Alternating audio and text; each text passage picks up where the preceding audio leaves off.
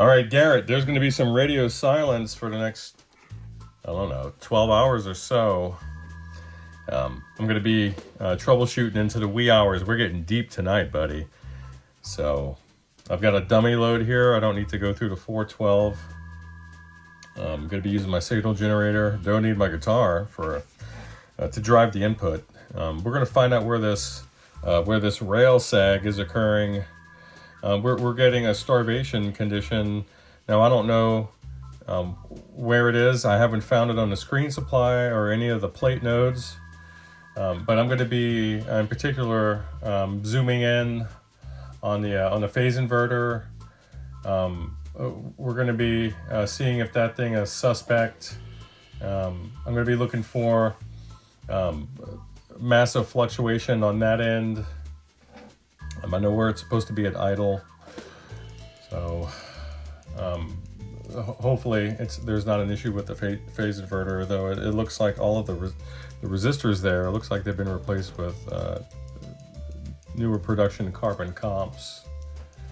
So going to be looking at the grids of the power tubes there, make sure there's no conduction there. See, that'll help rule out like bias feed issues, coupling cap issues from the phase inverter, the whole thing. I'll take another look at the screen supply and the plate supply, but honestly, I'm not suspecting that. So there's a possibility that one of the dropper resistors is failing dynamically under load. So I'm gonna have to check that out. I'm gonna be looking for grid leakage on these power tubes under load. So all sorts of things. And I might look at just rebuilding the rest of everything on the bias board. There's really just a diode left, and it looks like the original it looks like the original range resistor is still in place. So if some of these older carbon comps are failing dynamically under load, then that's not something that's going to pop up, even just taking static voltage measurements. So we're going to have to go a little deeper than I normally do tonight.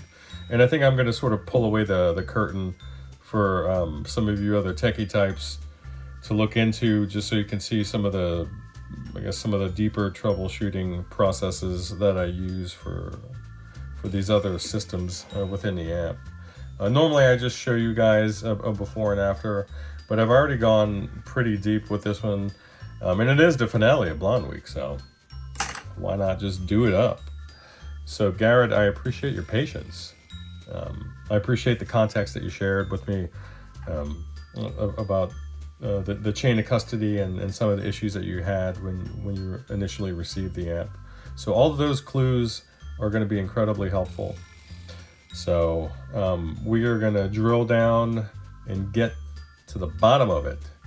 However, if I find out that the droppers on the filter pack board are failing under load dynamically, then I'm going to have to order those guys. Sorry, these are some oddball sized resistors with respect to what I normally see here at the shop. So there's two values in particular that I'm going to have to get my grubby hands on.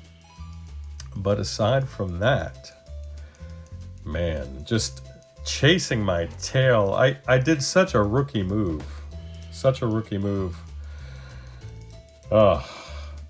I wasted 30 minutes troubleshooting why there was 20 volts DC on the grid of the phase inverter, not even thinking about how the damn thing is referenced to the cathode that's floating over ground. Just completely lost my marbles here. You guys, we got to get sleep. I got to do better. I'm letting you guys see too much. I'm supposed to be perfect, right? So I hope this finds you guys well out there, floating around the ether. And I'll give you an update as soon as I possibly can. So y'all take it easy. Bye.